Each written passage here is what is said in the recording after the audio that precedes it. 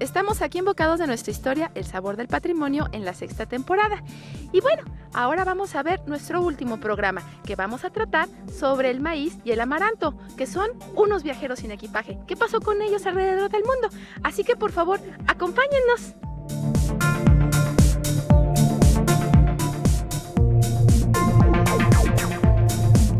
Bienvenidos a este 6º programa de 2013 de Bocados de nuestra historia. Hoy, como lo ha dicho Yapsi Arias, trataremos de 2 viajeros que anduvieron por el mundo sin equipaje. Ya verán por qué decimos esto, que son el maíz y el amaranto. Pero además haremos referencia a otro viajero que no viajó tan lejos, de manera más limitada, que es el alga espirulina. Esto está en el contexto de que estamos tratando de presentar a ustedes cuál ha sido el destino de productos domesticados en México y Centroamérica en sus viajes alrededor del mundo y cómo han sido adaptados por otras cocinas. Hoy, para hablar de este tema, tenemos 2 invitados muy estimados, una de ellas ya con varios pasos por este programa, que es la doctora Emily McClung de Tapia.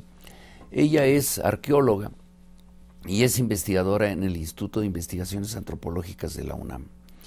Y el maestro en Ciencias Biológicas, Cecilio Mota Cruz, que es analista del Sistema de Información de Organismos Vivos Modificados de Conavio. También una persona con mucha experiencia sobre los productos que hay en nuestro país y las modificaciones que han ido sufriendo. Entonces, lo que hoy intentamos es presentarles a ustedes, en primer lugar, algunas ideas muy generales sobre cómo se concebía en Mesoamérica el maíz y el amaranto y qué pasó con ellos a partir del encuentro entre el viejo y el nuevo mundo. Hablaremos un poquito del nixtamal, porque justamente este maíz tan nuestro que viaja por el mundo no se llevó en su equipaje al proceso de nixtamalización y ya veremos lo que pasó. Hablaremos del huautli o amaranto, muy utilizado otra vez en nuestros días, pero que dejó de utilizarse, y trataremos de lucubrar un poco por qué esto ocurrió. La espirulina y el éxito que ha tenido en Oriente, particularmente en Japón, y un último producto que está en espera de que volvamos a verlo con los ojos cariñosos que se le vio en tiempos mesoamericanos, que es la chía. Les recordamos que estamos a su disposición en los teléfonos, en los correos electrónicos que van a aparecer en su pantalla. Nos interesa mucho que ustedes nos llamen, que ustedes se comuniquen con nosotros, que nos hagan preguntas, que nos hagan comentarios. Como el programa va a estar accesible fuera de este momento en que lo estamos elaborando, usted puede de cualquier manera escribirnos al correo electrónico, y toda persona que nos escriba al correo electrónico recibirá a cambio el recetario que Cristina de Palacio prepara específicamente para estos programas. Este recetario y todos los de esta serie están muy interesantes porque reflejan en recetas de otros países el uso de nuestros productos en cocinas tan diversas como la de Tailandia, la de China, etcétera. De tal manera que creemos que este recetario les va a gustar, y simplemente lo piden ustedes y por medio del internet lo recibirán tranquilamente en su casa. De tal manera que por favor no dejen de escribir, no dejen de hablar, y incluiremos al final sus preguntas o comentarios en el programa. Bueno, pues entonces ahora ya podemos entrar con nuestros colegas para hablar primero de este aspecto tan general pero tan importante que es el maíz. El maíz indudablemente es, como le llamaban en tiempos mesoamericanos, nuestra carne. Es el producto fundamental. Pero ¿qué pueden decirnos ustedes sobre cómo era visto en la cosmovisión mesoamericana? Bueno, yo creo que el maíz tenía un papel fundamental alimentario, obviamente, pero al mismo tiempo su importancia se reflejó en este valor que se dio. Se observa en el registro arqueológico la presencia de maíz en ofrendas, en pintura mural, en contextos que no son cotidianos, o por lo menos no cotidianos por la mayoría de las poblaciones de aldeas e incluso zonas urbanas en la época prehispánica, y es claro que tuvo un significado mucho más allá de la posibilidad de proporcionar alimento.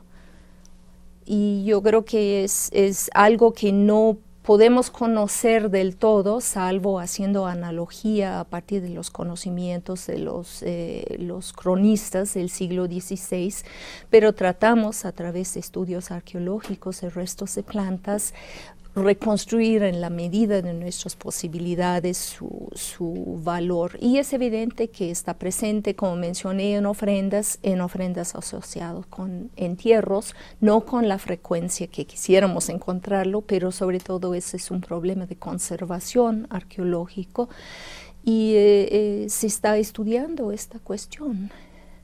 Bueno, justamente el laboratorio de la doctora McClung tiene una gran cantidad de restos de materiales biológicos que se encuentran en las excavaciones arqueológicas, y ella tiene ejemplares de pequeñas mazorquitas de maíz, de las más sencillas y primitivas, después una gran cantidad de pólenes, y últimamente en su laboratorio están estudiando también los almidones del maíz, que quedan en los metates y quedan en otros utensilios, de tal manera que ella es la que está ofreciendo ahora un panorama muy general de la utilización del maíz, en qué momento se toma, se va domesticando, etcétera. De tal manera que hay una cosa muy valiosa que está haciendo nuestra universidad.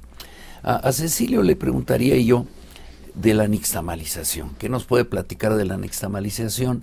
Porque es un proceso tecnológico muy importante para nosotros, hoy en día todavía, proceso antiguo, pero que hoy sigue teniendo un valor, pero que sin embargo no se exportó, es decir, sino hasta recientemente, que hay empresas grandes que producen maíz nixtamalizado en todo el mundo, pero se fue sin la nixtamalización. Sí, doctor, en efecto. Voy a hacer un poco de énfasis en la importancia del maíz en la época prehispánica. Un poco, nomás agregando un poco lo que comentó la doctora. Es impresionante cómo una planta llega a encumbrarse no solamente porque forma a los grupos mesoamericanos, a nuestros antiguos, que nos preceden pues en Mesoamérica.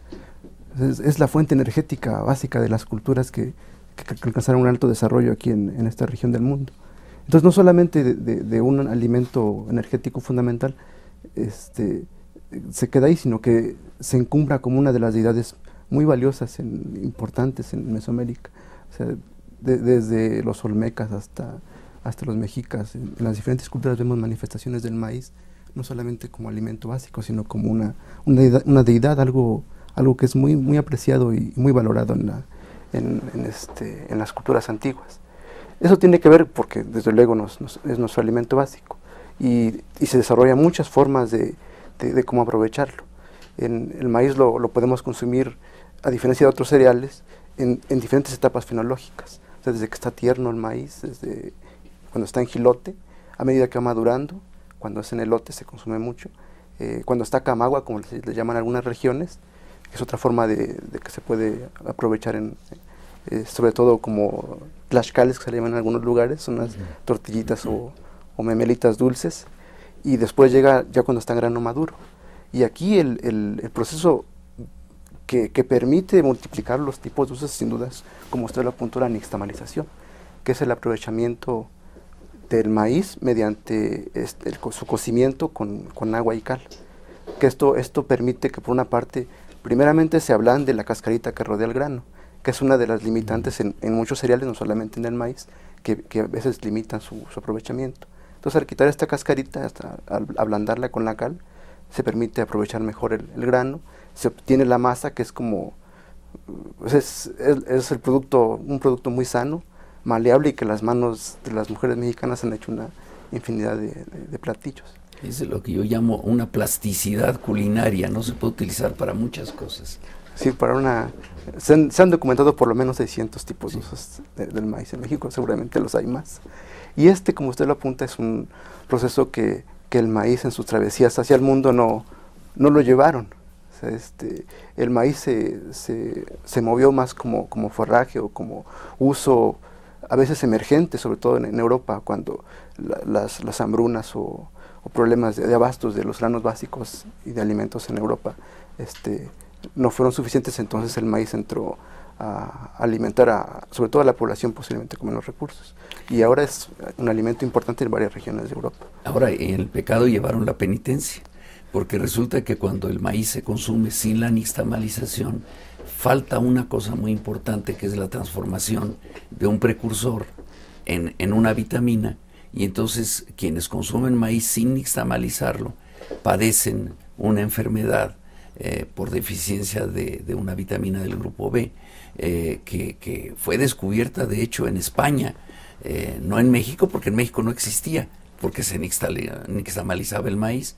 Entonces es interesante ver cómo el no haberse llevado el proceso completo, pues resultó dañino, ¿no?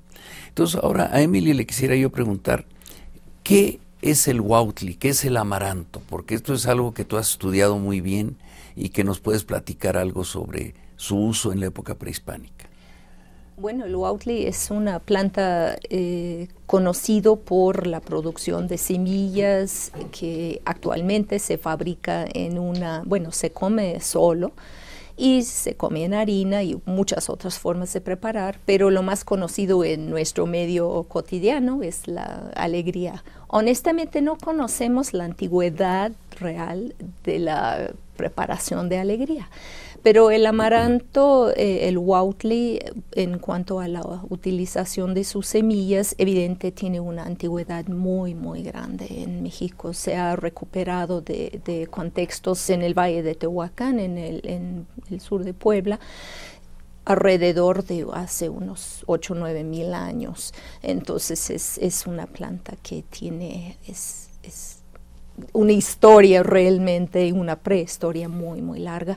Y la otra cosa que es muy interesante, que no podemos documentar a través de registros arqueológicos, es el uso de su follaje, que se ha detectado sobre todo por las investigaciones de la doctora Cristina Mapes, que la utilización del follaje ofrece un alimento sumamente rico y sabroso. Toda la historia culinaria de esta parte del amaranto está siendo conocido cada vez más y promovido cada vez más. Pero aparte el huautli aparentemente tuvo también una importancia ritual en la época prehispánica que se documenta sobre todo en los comentarios de Sahagún, en donde se ha dado pauta a esa, bueno, hay otros cronistas que también lo señala como un alimento del diablo, ¿no? Porque se utilizaba en la producción de tamales asociado con una fiesta determinada. Asociada a esta fiesta se dice que había prácticas de sacrificios y de que se utilizaba la sangre humana para la preparación de estos tamales. Si es realmente cierto, pues jamás sabremos, pero ponemos en categoría de leyenda esa tradición en la época mexica, pero en realidad más antiguo no tenemos evidencia de la forma en lo cual se utilizaba. Hay semillas registradas en sitios arqueológicos, pero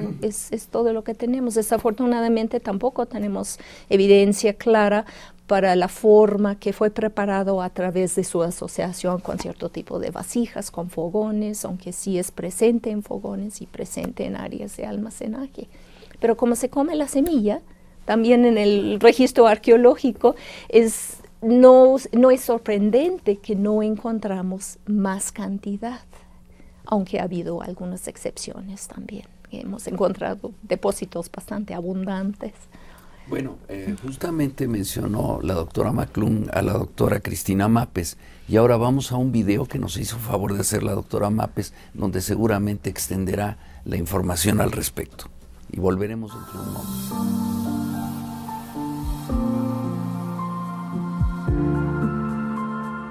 Bueno, lo primero que hay que decir es que el amaranto es una planta originaria de México. Es una planta que desde tiempos prehispánicos fue ampliamente utilizada y que está representada en numerosas fuentes históricas, códices, y que los cronistas relataron cómo se utilizaba en aquellos tiempos. Lo nombraban bledo porque hicieron una semejanza con una planta en España. El amaranto formaba una parte muy importante de los tributos que estaba a la par que la chía, el maíz, el frijol.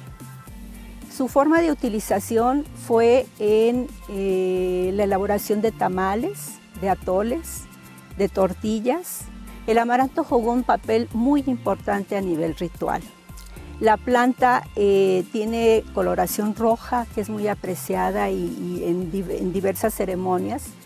Y en aquel entonces se hacían toda una serie de ceremonias donde se ofrecían a sus dioses, hacían una pasta con el amaranto, el famoso sual, que era utilizado en todas estas fiestas. Hacían figuras como el dios Huitzilopochtli, en tamaño así, casi como ser humano, donde en las ceremonias se ofrecía, al final de la ceremonia que se le ofrecía a Huitzilopochtli, se repartía entre todos los gente que estaba acudiendo a esta ceremonia. El amaranto tuvo mucho que ver con la petición de lluvias. Se elaboraban también cerros, porque los cerros se consideran algo mágico, algo que se sigue ofrendando mucho, porque los cerros son el inicio y donde va a haber agua. Entonces el amaranto estuvo asociado con todas estas fiestas de petición de lluvias, y lo interesante es que en la actualidad se siguen llevando a cabo estas ceremonias, por ejemplo en la montaña de Guerrero. Los etnohistoriadores han visto que se hace en abril, por ejemplo, toda una fiesta donde es una reminiscencia de lo que fue en tiempos prehispánicos. Es increíble que después de tantos años se siga llevando este tipo de actividades cuando es la petición de lluvias para una buena cosecha. Sí se consume el amaranto en las comunidades rurales y también en la ciudad, aunque no en las mismas cantidades. Y es importante señalar que habría que hacer mucho mayor labor tanto en la ciudad como en las comunidades rurales, porque realmente no hay un conocimiento acerca de todo el valor nutricional que tiene el amaranto y la versatilidad en cuanto a producción de alimentos. Muchas veces la gente pregunta, bueno, sí, pero ¿cómo lo preparo? No tiene información. Y en muchas comunidades no tienen la información precisa de la importancia del cultivo. Cuando hacemos exploración etnobotánica, que hacemos tantas preguntas acerca del cultivo y de la planta, la gente nos pregunta, bueno, ¿y por qué tanto interés? ¿Por qué tanta pregunta? Y cuando uno les explica los valores nutricionales que tiene esta planta, realmente quedan maravillados y nos comentan, es que nosotros no sabemos eso. Bueno, el amaranto por muchos años fue realmente abandonado, es la palabra. Si vemos el amaranto, tiene en promedio un 17% de proteína, comparado con el trigo que tiene un 12% y el maíz 10%. Pero no solo eso, la calidad de la proteína es muy buena. Se asemeja a la proteína ideal, que es la caseína. Pero no solo eso, que nuestro cuerpo lo asimila de una manera, porque muchas veces hay proteína, pero no la podemos asimilar. Entonces esto hace que desde el punto de vista proteico sea importantísimo. La otra aspecto importante es que su cantidad de lisina, que es uno de los aminoácidos que forma parte de las proteínas, es muy alto. La lisina se le ha puesto mucho interés en los últimos años porque se encuentra asociada con la memoria. Lo interesante es cómo nuestros antepasados pudieron combinar todos estos productos de la milpa, donde unos aportan unos elementos y otros, y se logra una dieta muy, muy adecuada.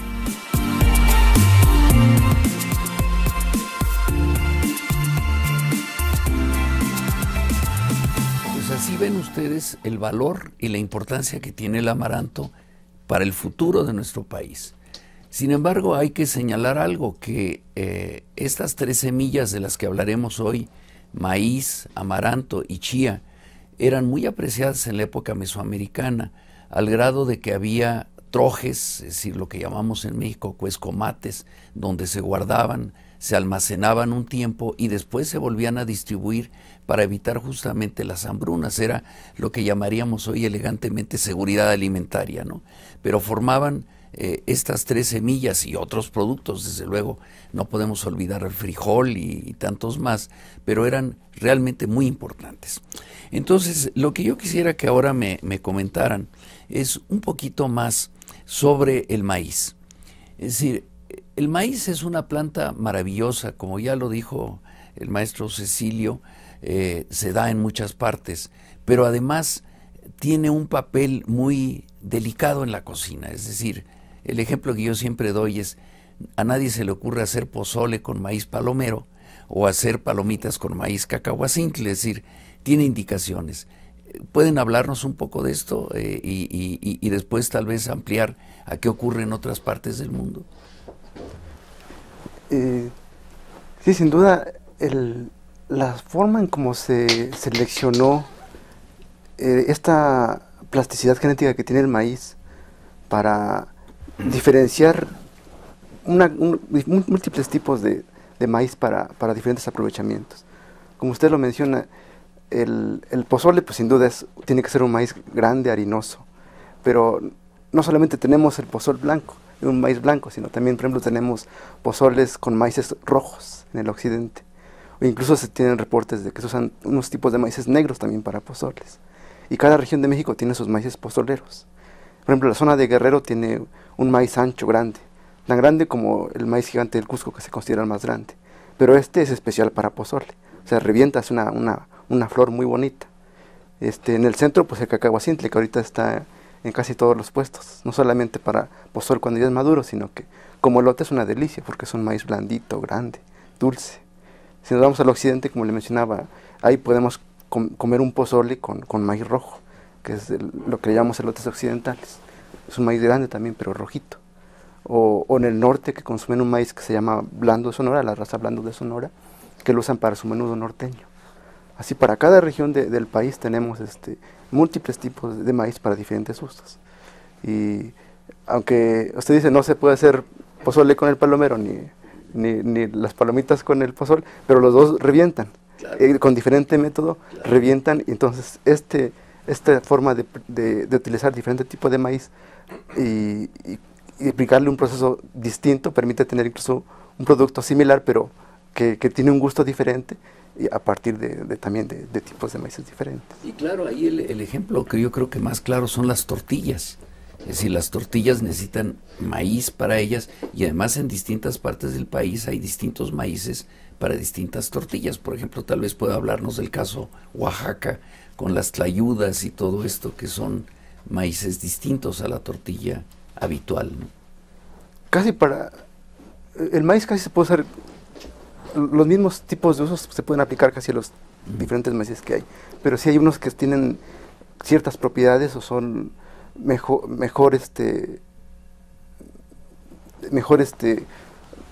su preparación y su elaboración para ciertos tipos de usos.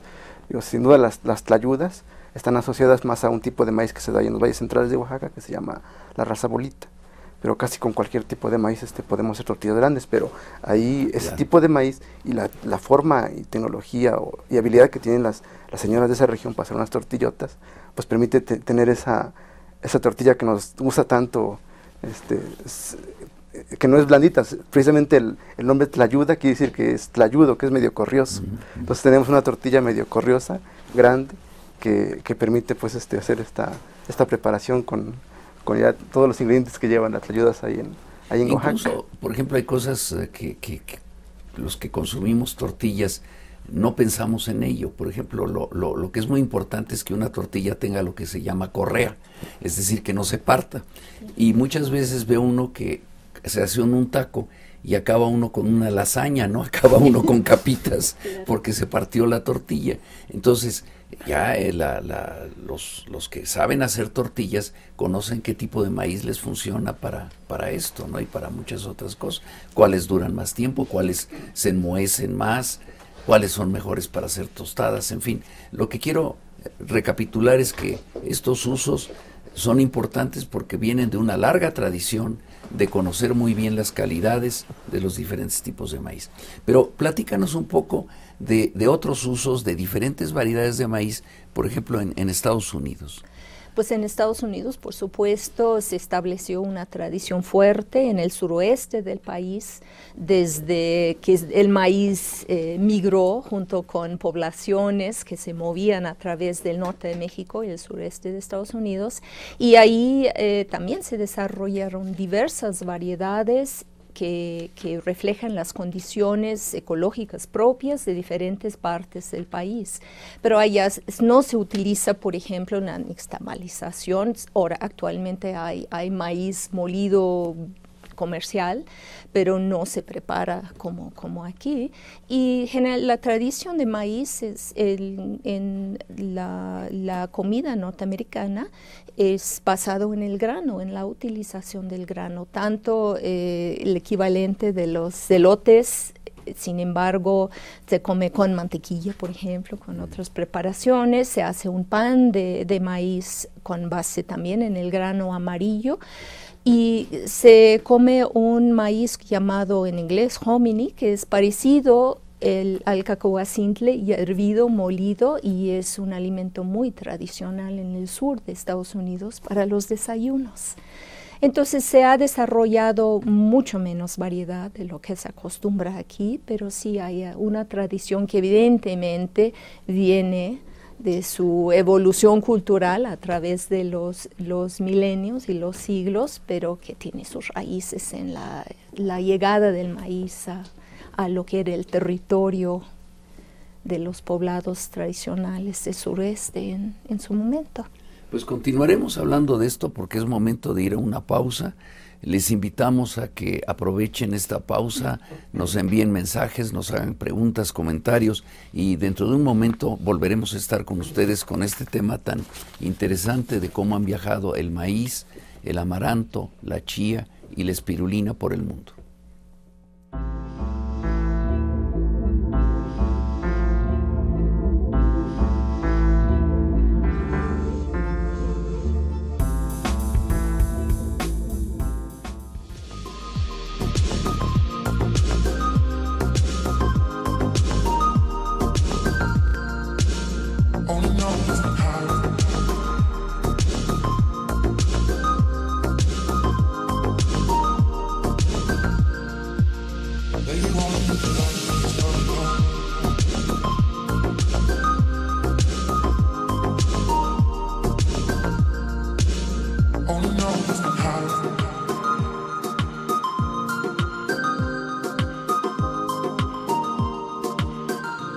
Pues en su pantalla aparecerán nuestros teléfonos, el correo electrónico, la dirección en Facebook, en Twitter, en YouTube, donde nos pueden ver ustedes ahora o cuando quieran. Si es YouTube, pueden ustedes abrirlo cuando lo deseen.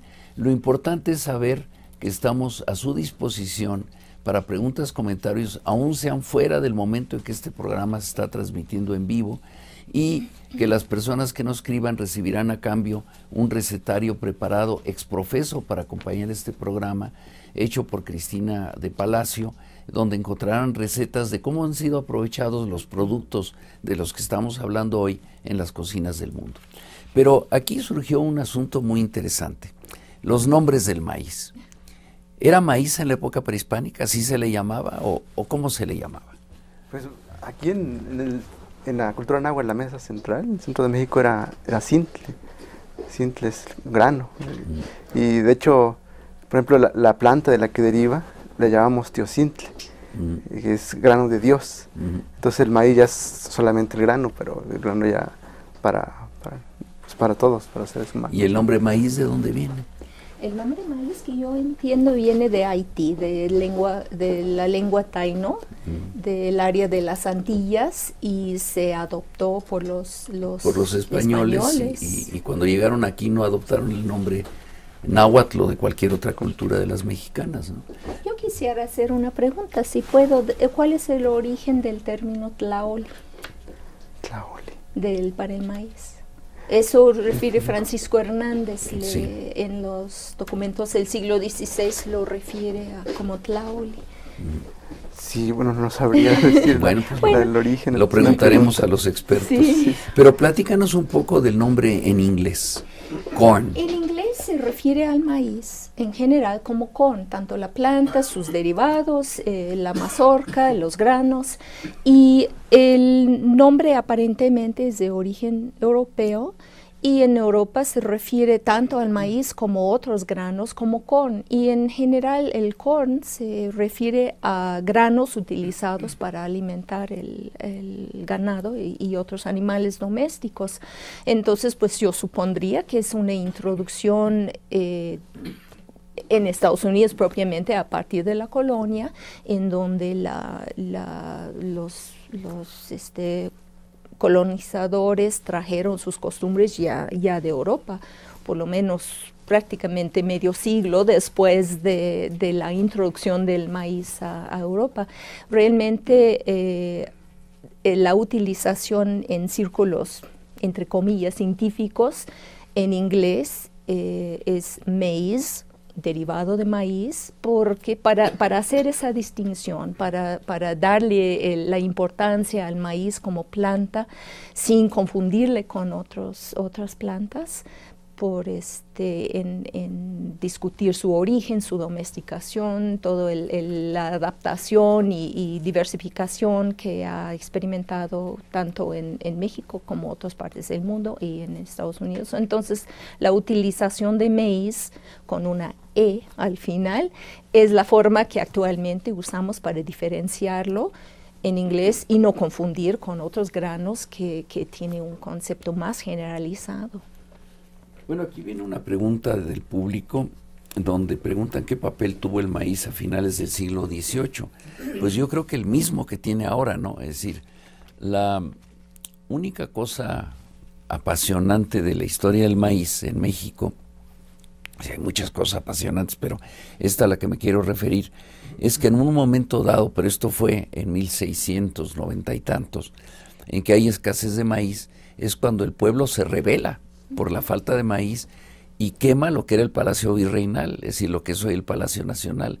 Fue una rebelión tremenda y por la sospecha de que no iba a haber maíz, entonces de tal manera que es un producto básico que verdaderamente, por decirlo así, hemos defendido con nuestra sangre, ¿no? Su existencia. Ahora nos toca hablar de otro producto muy interesante que es la espirulina. Este es un producto que prácticamente hoy es poco conocido en México. Es el alga que crece en las zonas donde hay agua más o menos estancada, en los lagos, etcétera. Lo interesante es que en la época prehispánica esto se tomaba con redes, se secaba y se vendía como una especie de queso, el tecuitlatl. Pero también es como tantos productos que quedaron desapercibidos, pero en la segunda mitad del siglo XX se redescubrió, se vio que tenía ciertas propiedades y ahora tiene éxito la producción de espirulina, no tanto en México sino en otros países. ¿Podrías platicarnos algo sobre esto? En realidad, es a partir de los documentos del siglo XVI y registros etnográficos, descripciones en épocas posteriores que se tiene conocimiento del uso de la espirulina.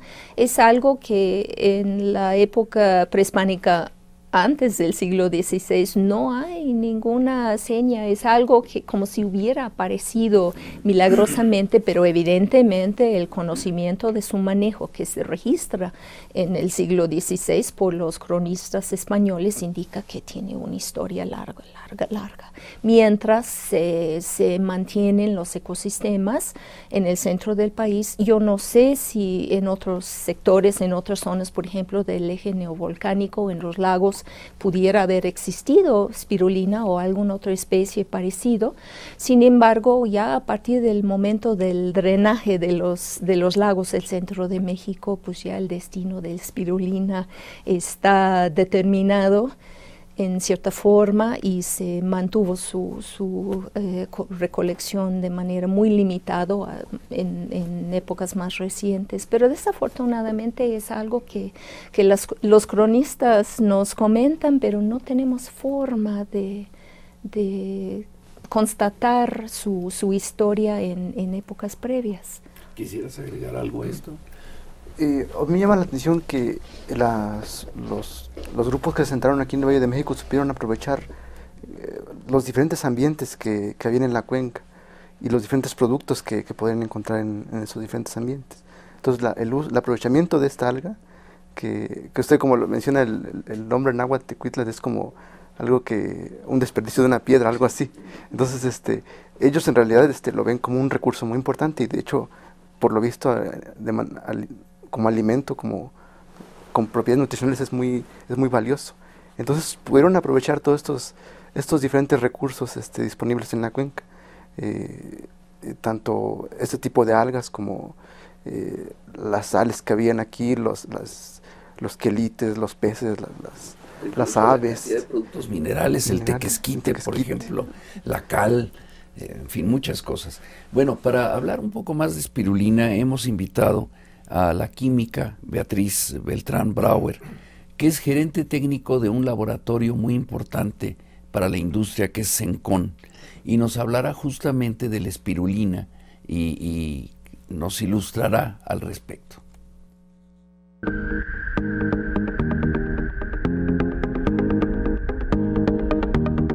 El alga espirulina es una microalga que se desarrolla en lagos de baja profundidad, en climas templados y con características del agua de alta salinidad y alta alcalinidad. Las crónicas y los códices prehispánicos hablan de que los aztecas la solían recolectar del lago de Texcoco. La forma como la recuperaban era utilizando redes o palas y después la ponían a secar al sol.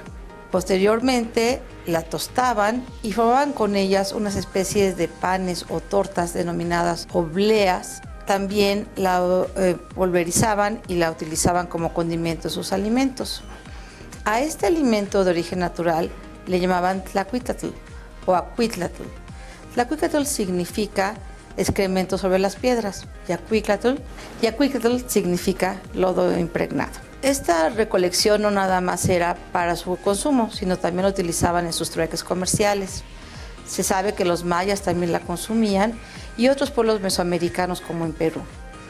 En cuanto a la producción industrial de la alga espirulina, sabemos que alrededor de los años 50 en México se restableció su consumo por los mismos pobladores del área de Texcoco. Posteriormente, en los años 70, la empresa Sosa Texcoco, en combinación con técnicos del Instituto Francés de Petróleo, implementaron un proceso para su obtención, para su transformación y deshidratación, de tal manera que obtenían el alga espirulina en polvo, tabletas o cápsulas, las cuales eran consumidas a nivel nacional y también para exportación a Estados Unidos, Europa y a Japón. Con el tiempo, las propias empresas americanas y también japonesas establecieron sus plantas productivas de esta alga. Cabe aclarar que en Japón el 25% de su dieta está constituida por algas y por tanto el alga espirulina es un muy buen complemento de su dieta. La forma como la consumen es forma directa o combinada con sémola para formar pastas para acompañar sus alimentos. Una vez deshidratada, el alga espirulina contiene un importante contenido de proteína, entre un 50 y 70%, siendo el 57% el valor promedio.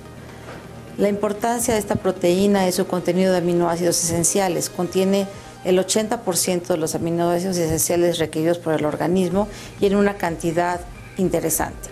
Como otras características nutricionales de la alga espirulina tenemos su contenido de vitaminas, en especial de la vitamina B12 y otras del complejo B. También contiene minerales de importancia como es el calcio, el magnesio. Contiene además clorofila, carotenoides, en especial el betacaroteno, y una serie de microelementos muy importantes como suplementos alimenticios.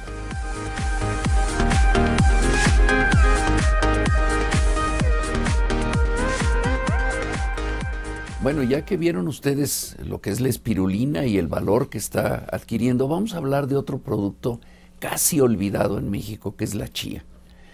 La chía, ustedes la conocen fundamentalmente porque se le pone al agua de limón para hacer agua de chía, suelta un mucílago, es refrescante. También la han visto ustedes utilizar en unos borreguitos que se hacen de barro bastante crudo, muy poroso. Se le pone encima y con la humedad comienza a brotar la chía y parece que el borreguito tiene lana, color verdoso, y se ven muy bonitos.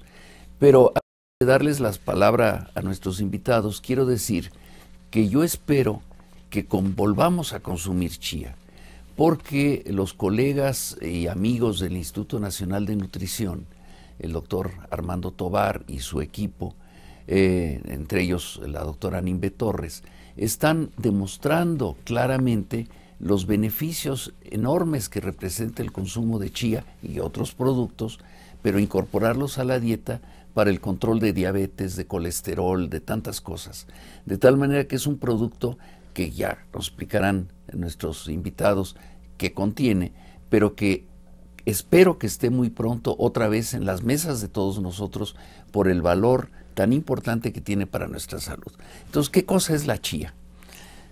Pues la chía es una semilla de una planta que es de la familia de las labiadas, se llama así. Es una familia muy diversa aquí en México. Tenemos muchas flores, sobre todo se distingue por unas flores muy grandes y muy vistosas, y la chía es una especie dentro de esta familia.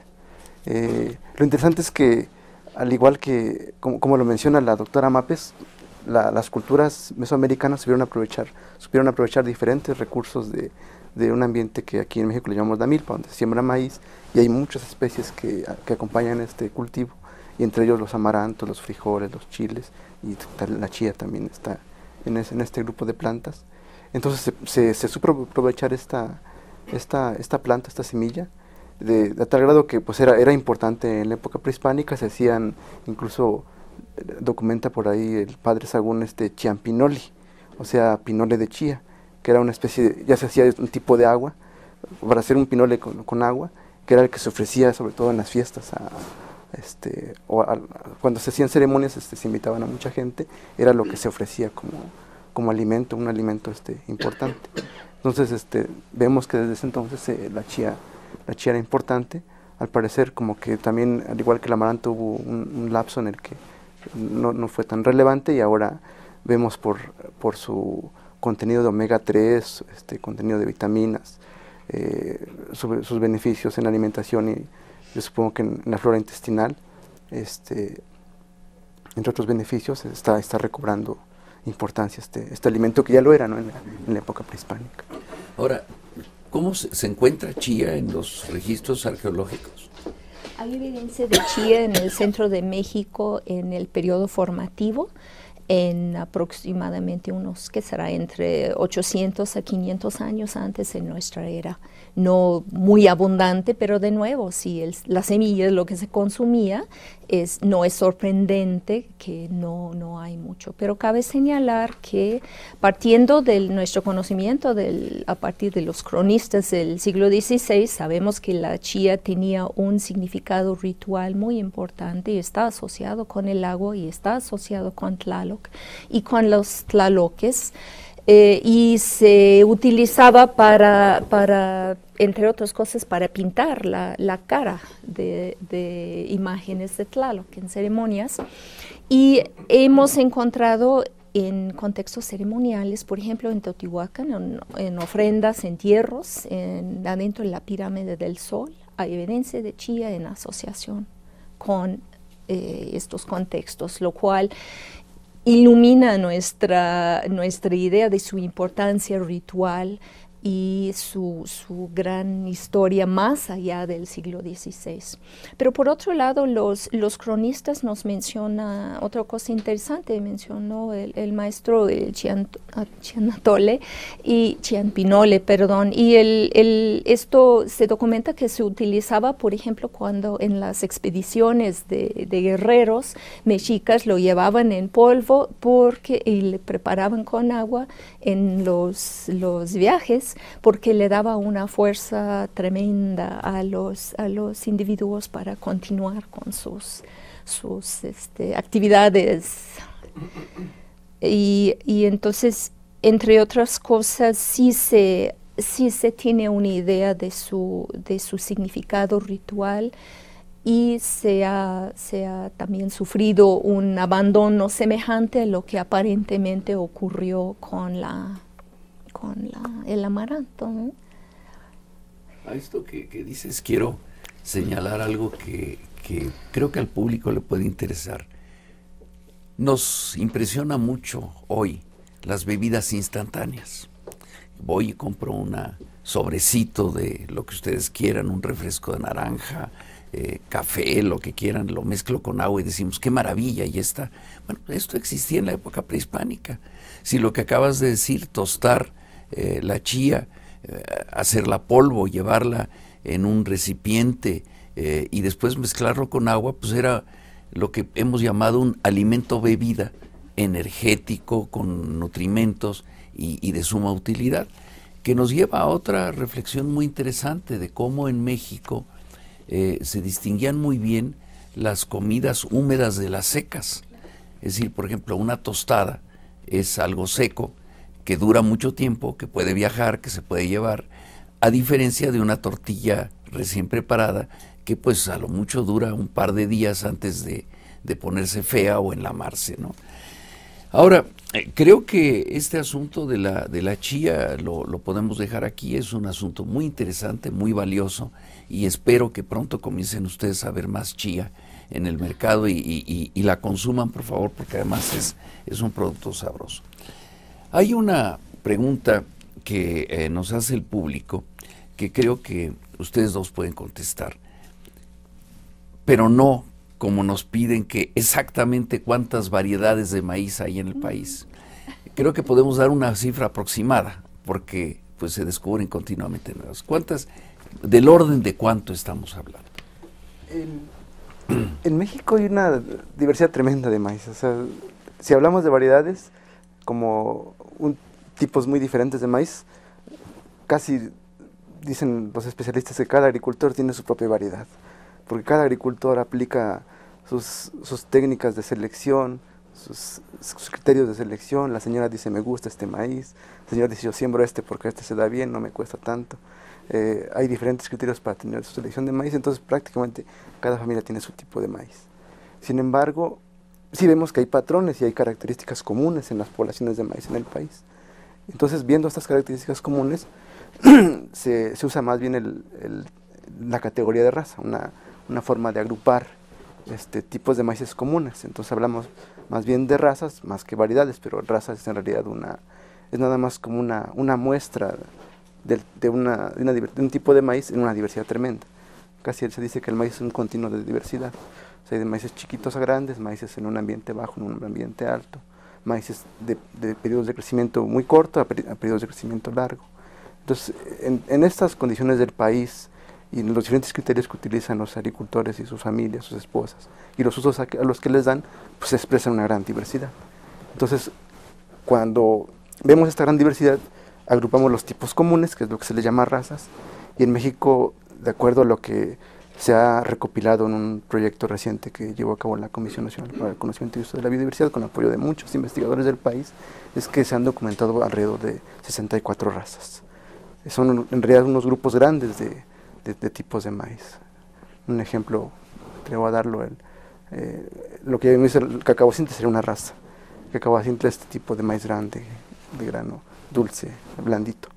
Pero en realidad junto a pues hay por lo menos otras 4 o 5 razas, hasta 8 o 10 razas que se pueden sembrar aquí en el centro de México, y a veces un mismo agricultor puede sembrar incluso estas 7 razas, ¿no? Y yo quisiera señalar que tampoco es algo estático. Es decir, por ejemplo, hay, cuando menos que yo recuerde, 2 razas, digamos, producidas en Estados Unidos. Una de ellas es a la que se refería Emily, este maíz amarillo dulce, que data de fines del siglo XIX, si no me equivoco, o principio del XX, y que es muy suave, muy dulce, y que se utiliza fundamentalmente como verdura, vaya, como hortaliza. Y el otro es el maíz con una gran cantidad de almidón, que es el que da origen a un producto comercial cuyo nombre se ha arraigado, que es la maicena. Es decir, como tiene mucho almidón, esa almidón de la maicena se utiliza pues desde para endurecer los cuellos de las camisas hasta consumirlo, ¿no? Y la otra pregunta que nos hacen, que no sé si ustedes tengan la respuesta, yo no la tengo, es si la espirulina tiene propiedades medicinales.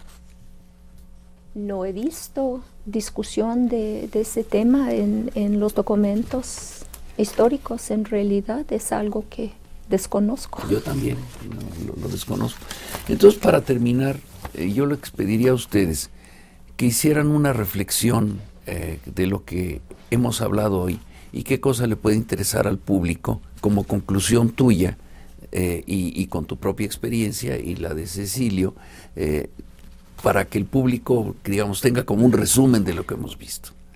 Bueno, yo enfatizaría 2 cosas. Uno es que muchos de nuestros conocimientos sobre la antigüedad de las plantas provienen de documentos del siglo XVI, y eso es lo que aprendemos en la escuela, lo que nuestros hijos ven, pero es importante dar énfasis en la gran historia de milenios. Hablamos de milenios, pero en realidad porque la evidencia recuperada de contextos arqueológicos es muy claro. Tienen mucha antigüedad estas tradiciones. Y por otro lado, estas plantas, la ha dicho la doctora Mapes, otros investigadores, el valor no solamente cultural, pero nutricional de estas plantas debe de salir del nicho de alimentos, de tiendas de nutrición, y entrar a nuestros hogares como parte cotidiana de nuestra vida. Muy bien. Cecilio Mota, por favor.